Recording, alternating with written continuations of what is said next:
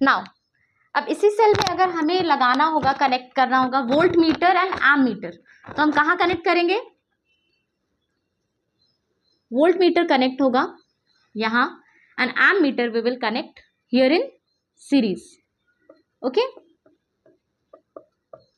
so this can be a question, many questions can be related asked related to this कि electric circuit कैसे बनाते हैं, या और ब्लैंक्स और ए बी सी कुछ भी लिखा होगा, so you can do it like that.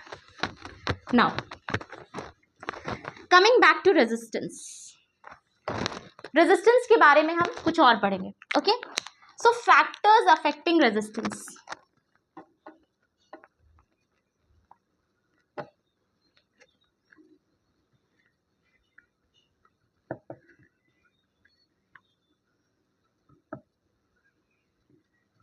So what are the factors affecting resistance? मान लेते हैं कि आप एक हाईवे पे जा रहे हैं. ओके, तो और वो हाईवे में बहुत ट्रैफिक है.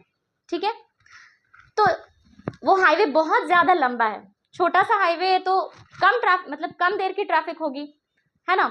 और अगर हाईवे बहुत लंबा है तो बहुत ज्यादा ट्रैफिक होगा, इजंट इट? तो that is only the thing कि अगर रेजिस्टेंस छोटा सा है, ओके, और here we are simply denoting it by a single line. ठीक है, एक सिंगल लाइन से अगर हम बना देते हैं रेजिस्टेंस.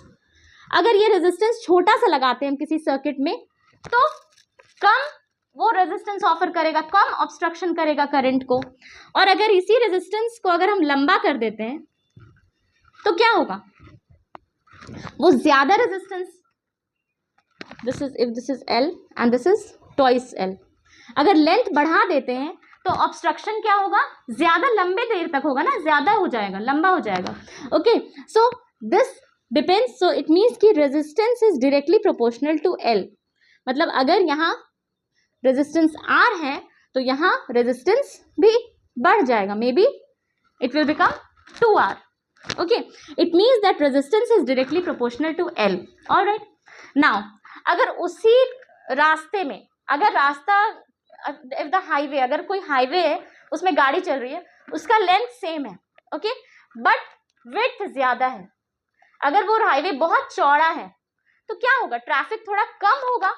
जो ट्रैफिक, जो गाड़ी को जो ऑब्स्ट्रक्शन हो रहा था जाने में रास्ते में, तो that obstruction will be less. गाड़ी आराम से will move freely, isn't it? It means suppose अगर एक रेजिस्टर इस तरह का है, ओके, तो इसका एरिया ऑफ क्रॉस सेक्शन, तो विड्थ किस पे डिपेंड करता है? Area of cross section. Okay, width किसको अफेक्ट करता है? In fact area of cross section. ये इस तरह का होगा. This is only the area of cross section. Okay, तो अगर एरिया ए है और रेजिस्टेंस आर है, तो अगर हम एरिया बढ़ा दें, एरिया हो गया डबल, तो रेजिस्टेंस क्या हो जाएगा? बढ़ेगा या कम होगा?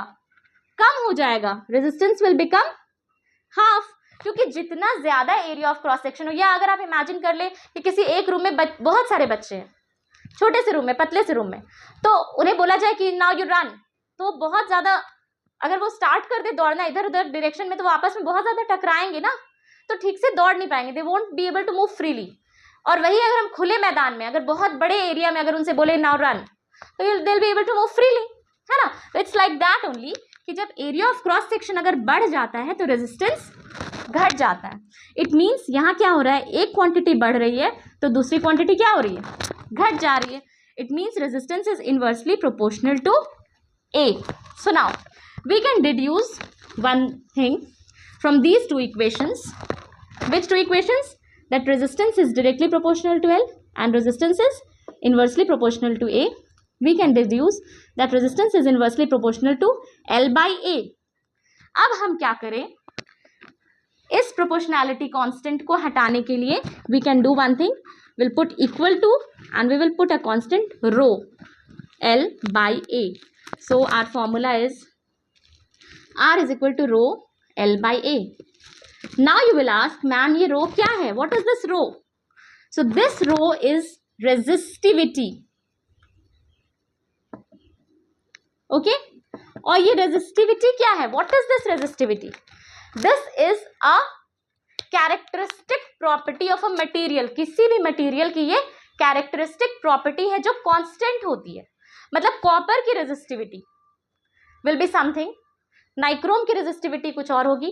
If we take compare a resistor and a conductor, तो कंडक्टर जो होगा उसकी रेजिस्टिविटी बहुत ज्यादा होगी, उसकी रो की वैल्यू बहुत ज्यादा होगी क्योंकि वो ज्यादा रेजिस्टेंस ऑफर कर रहा है, और कॉपर की जो रेजिस्टिविटी होगी वो कम होगी because copper easy flow offer कर रहा है करंट को। Okay, so you can say that conductors have low resistivity and insulators, और you can say poor conductors have high resistivity. ठीक है, कंडक्टर और रेजिस्टिविटी का ये रिलेशन है। ठीक है, नाउ तो this is only the derivation, R is equal to rho L by, और ये value resistivity is fix for a particular material.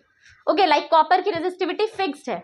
Okay, आप कहीं से भी कॉपर ले लो, इंडिया का कॉपर लाओ या अमेरिका में कॉपर हो, कोई भी कहीं का भी कॉपर होगा, it's resistivity will be constant. Okay, और किसी अगर एल्यूमिनियम है तो उसकी रेजिस्टिविटी कुछ और होगी। Okay, now you find out the exact values of the resistivity of copper, nichrome, aluminium, this is your duty, you can find out. So इस पे बेस्ड भी न्यूमेरिकल्स हम सॉल्व करेंगे। Okay, like if this is R is equal to rho L by A, तो अब हम बता सकते हैं कि what are the factors on which this resistance depends. So this resistance depends on length of the conductor, area of the conductor and resistivity of the conductor used. Okay, so this is length of conductor, A is area of cross section, and rho is you can say material की characteristic property है। So if the question is asked what are the factors on which the resistance depends, so it depends on length of the conductor, area of the cross section and resistivity or material used. Okay,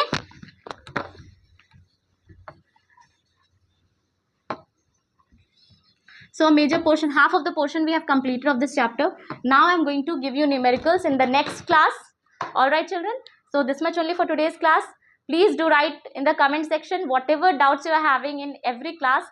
I have given you the description में मैंने link send डाल दिया है कल के class का, so there you will understand very nicely what is potential difference and current. Please do watch the full video so that you understand the concept better. Okay, please don't skip any part of the video. All right.